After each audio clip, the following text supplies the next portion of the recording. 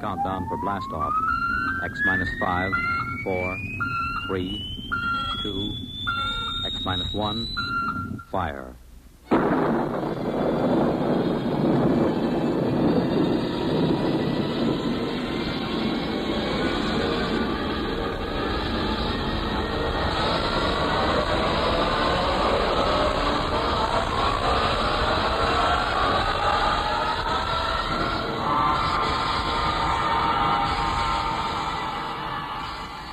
From the far horizons of the unknown come tales of new dimensions in time and space. These are stories of the future, adventures in which you'll live in a million, could be years, on 1,000 maybe worlds. The National Broadcasting Company, in cooperation with Galaxy Science Fiction Magazine, presents X minus 1.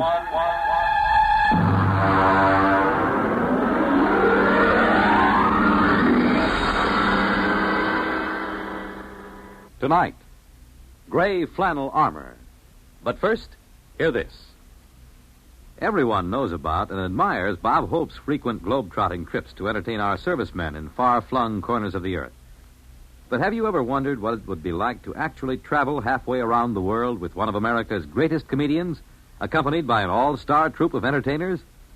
Well, this past Christmas, Bob Hope and Company set out on a 12-day tour of the Far East, entertaining servicemen in Honolulu, Okinawa, Korea, and Japan. And NBC's Monitor went along, with microphones open all the way. This weekend, you'll find yourself a voyager on this exciting trip, along with Bob, Jane Mansfield, Hedda Hopper, and Jerry Colonna, as Monitor broadcasts highlights from Operation Entertainment. And this is only part of the top variety of information and entertainment Monitor brings you all weekend long, beginning Friday night.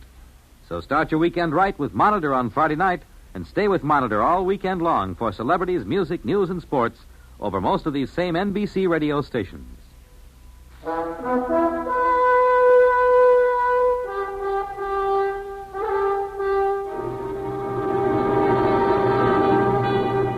Now, X minus 1 and part 1 of Gray Flannel Armor. My name is Thomas Hanley, and my case history is of particular interest to anthropologists, sociologists, and students of the bizarre. In its humble way, it serves as an example of one of the more obscure mating customs of the late 20th century. To begin with, I owned several gray flannel suits and many slim neckties with regimental stripes. Millions of us roam the streets of our great cities, footsteps firm and hurried, eyes front, voices lowered, dressed to the point of invisibility. But inside, I fairly seethed with romantic ideas, of swinging cutlasses, of beautiful damsels, their hair shimmering in the moonlight. In short, let's face it, I was a romanticist. But romance is a commodity difficult to come by in the great cities. Life is too impersonal, too busy, too standardized. This particular Friday night, I returned from my office to my one-room apartment and prepared to face another long, dull weekend. Then the doorbell rang.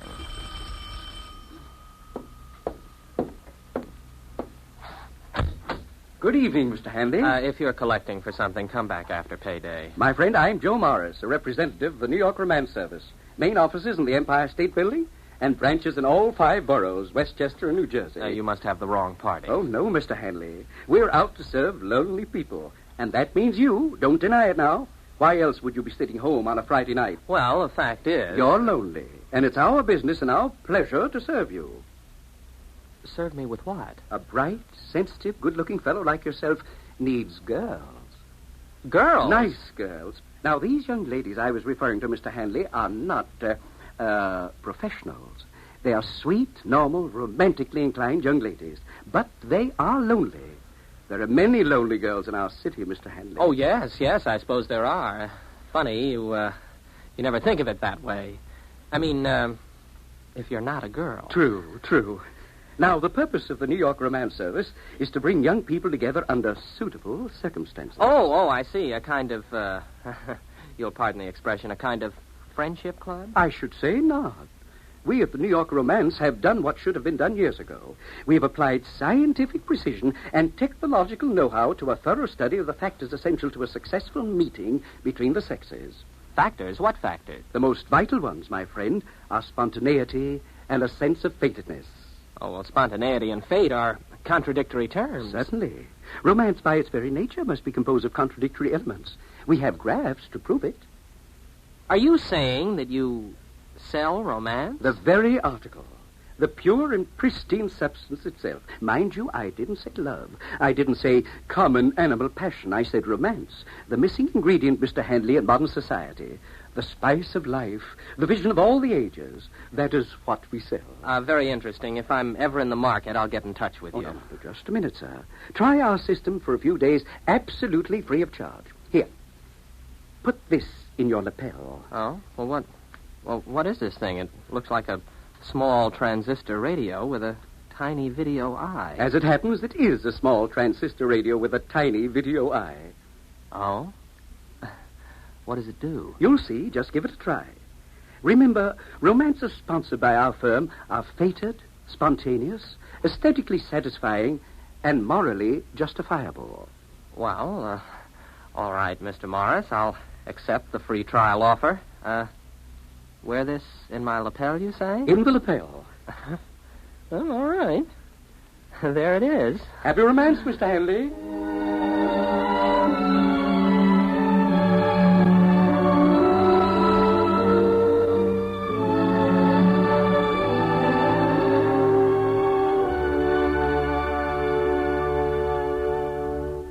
You're listening to The Gray Flannel Armor, tonight's attraction on X-1.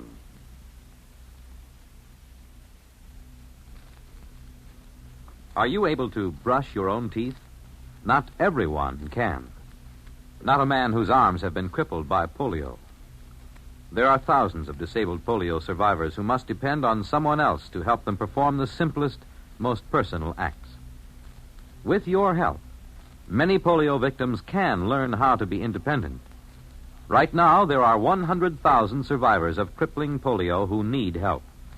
They need your dimes and dollars to pay for expensive care and equipment. Your contributions will provide trained hands to teach a polio survivor how to live with his disability. Thanks to you, a polio-scarred life will once again seem worth living. Remember, your generosity is the one hope of thousands for whom Salk vaccine came too late. Join the 1958 March of Dimes.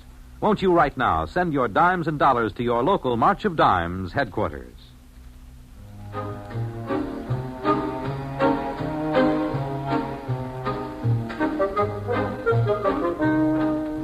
Now X-1 brings you Act 2 of Gray Flannel Armor. After Joe Morris left me, I took off my gray flannel jacket and examined the small device attached to my lapel. It had no knobs or controls. It didn't seem to do anything at all. I shrugged, put my jacket on again, tightened the Windsor knot in my tie, and went for a walk. It was a clear, cool night.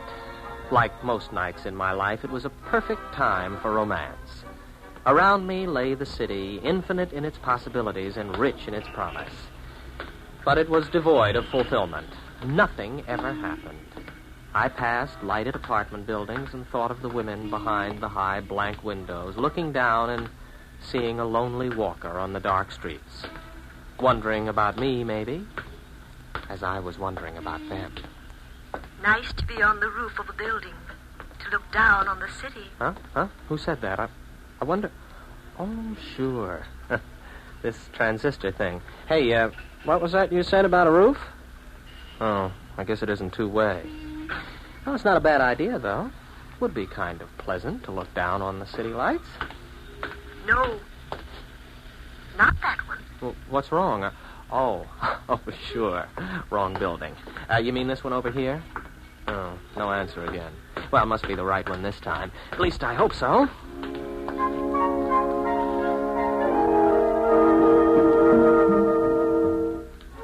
I walked into the lobby, and I remember thinking how you had to hand it to New York Romances. They seemed to know what they were doing. I took the self-service elevator to the top floor. From there, I walked up a flight of stairs to the roof.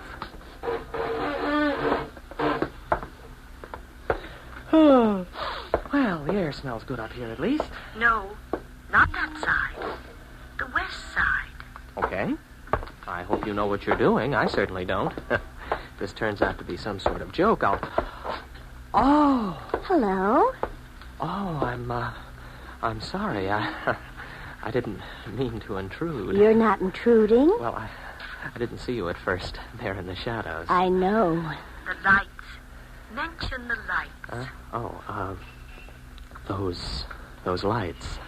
The lights of the city down there. They're beautiful. Yes, like a great carpet of stars. Or spear points in the gloom. Like sentinels keeping eternal vigil in the night. Like sentinels keeping eternal vigil in the night. Take her in your arms. Take her... What? Nothing. Nothing, a mistake. Come here to me. Yes. Yes.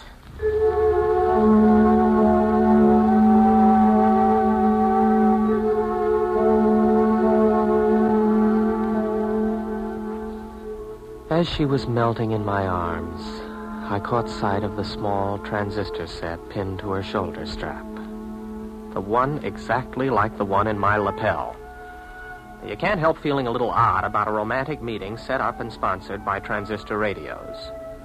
I could visualize a million young men in gray flannel suits roaming the streets in response to barely heard commands from a million tiny radios. I tried to forget my doubts.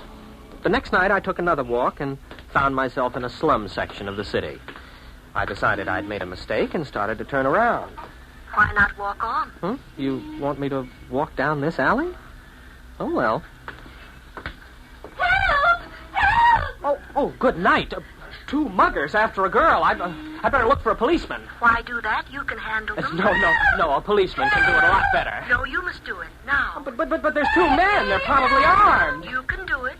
Well, here goes. Oh, you don't. Now, wait a minute.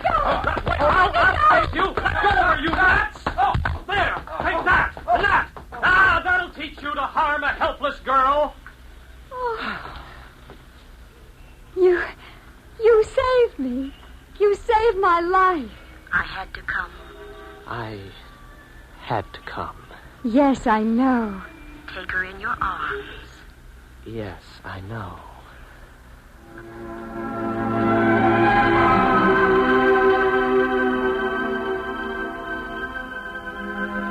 I swept her into my arms and we embraced there in the darkened alleyway. As I held her close, my cheek brushed a shining jewel in her raven black hair. I had to look twice to recognize it, but sure enough, it was a tiny transistor receiver just like mine. I was suddenly angry. Oh, the girl was lovely. There was no denying that.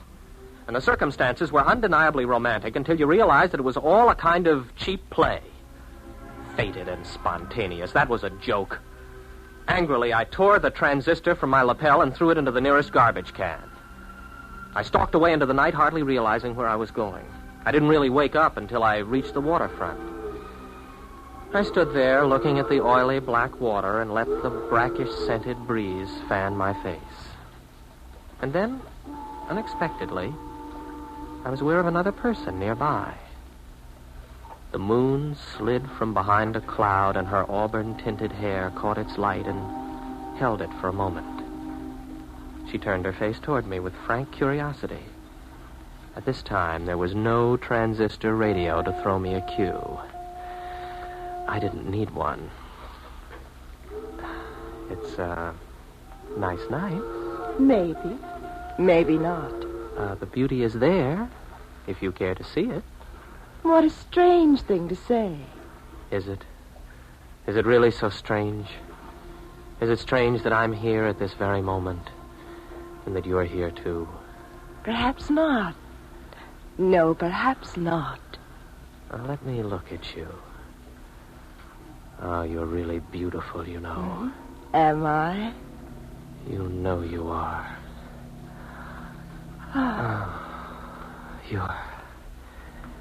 You're lovely. Do you really like me? Like you. If I could only tell you. Oh, I'm so glad. You see, I'm your free introductory romance, given you as a sample by Greater Romance Industries. What? With home offices in Newark, New Jersey. You see, only our firm offers romances which are truly spontaneous and fated. Spontaneous and fated? Due to our technological researches, we are able to dispense with such clumsy apparatus as transistor radios and... Sir, where are you going?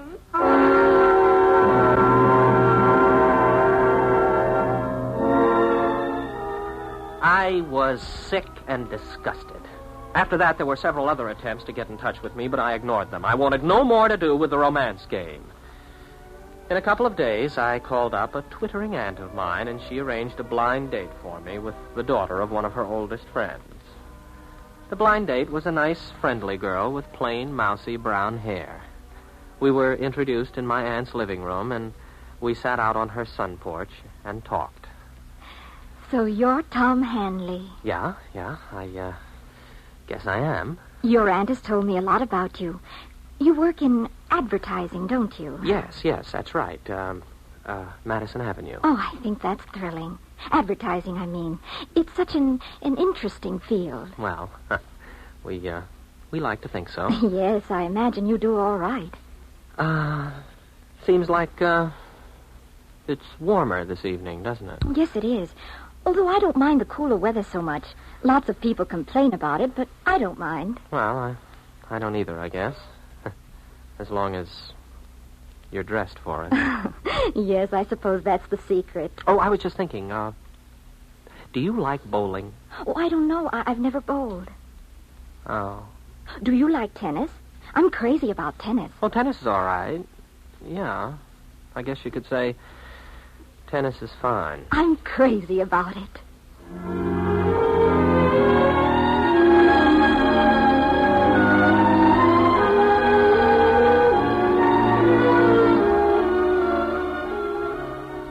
Well, all right. So it wasn't romantic. At least it wasn't at first. But there must have been something about it. We began to hit it off, and we had more dates, and one thing led to another, and the first thing you know, darned if we didn't get married. Yes, that's the story of my courtship. Of course, it isn't the whole story. At least, if you're making a case history, you have to know the important things. And to my mind, one of the most important of all happened after we were married. We bought a nice little house out near my aunt's and settled down in it. Then, one Saturday morning, I was out cutting the lawn. Hi there. Huh? Did you say something? I said hi. Don't you remember me? Joe Morris. Oh, sure. New York romances. Well, I'm sorry, Mr. Morris, but you better take me off the list. I'm married now. Certainly. I know all about it. Congratulations. Oh, thanks. I mean, I know all about the way it happened. Introduced by your aunt, talking on the sun porch. Corny, old-fashioned stuff. And now, don't get me wrong. I'm not knocking it. Quite the contrary. Do you know what we down at New York Romancers call this? No, what? Hanley's Mode. We studied you. A lot of commercial possibilities there. We've got it down on graphs. Effects of embarrassment on the psyche. The role of the aunt in American courtship. The whole works. What are you talking about? New York Romancers. What else? We've got a new service. It's called the old-fashioned plan. The what? We provide bonded aunts for young men to call up. We even have the aunt walk into the sun parlor at unexpected intervals with a plate of cookies or something.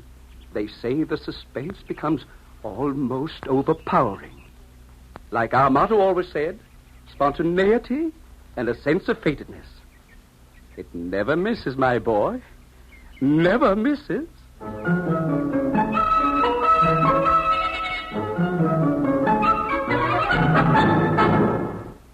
Fred Collins again, and I'll have another word about X-1 in a moment. Have you caught one? A bad cold, nose all stuffed up, feeling achy, miserable? Then hear this. More people have taken more bromoquinine for more complete relief than with any other tablet ever sold for colds. You could use aspirin, cough syrups, or nose drops all day long and not get bromoquinine's relief. Because bromoquinine does more. Works to relieve stopped-up nose, body aches, fever, irregularity, that blue feeling a cold brings, and the headache, too. Yes, more relief, even for virus colds. And the reason? Bromoquinine is the only cold tablet sold with wonder-working quinine combined with 5 other medicines and health fortified with vitamin C. That's why bromoquinine cold tablets give you more complete relief. Remember, every second someone takes it for the miseries of a cold. Millions more take bromoquinine. get the tablets that have relieved more cold discomforts than any other. Get bromoquinine brand cold tablets. You have just heard X-1 presented by the National Broadcasting Company in cooperation with Galaxy Science Fiction Magazine, which this month features The Repairman by Harry Harrison. Being an interstellar troubleshooter wouldn't be so bad if only you could shoot the trouble. Galaxy Magazine on your newsstand today.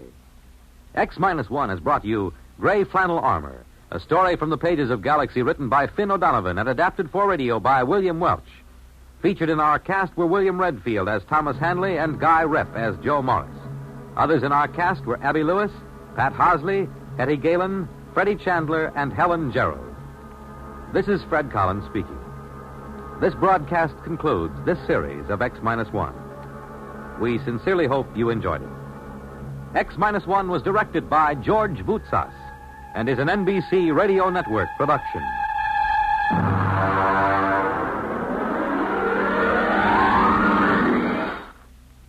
Guest star Don Amici is your host on Nightline, your line to new worlds of entertainment after dark. Tonight on most of these NBC stations.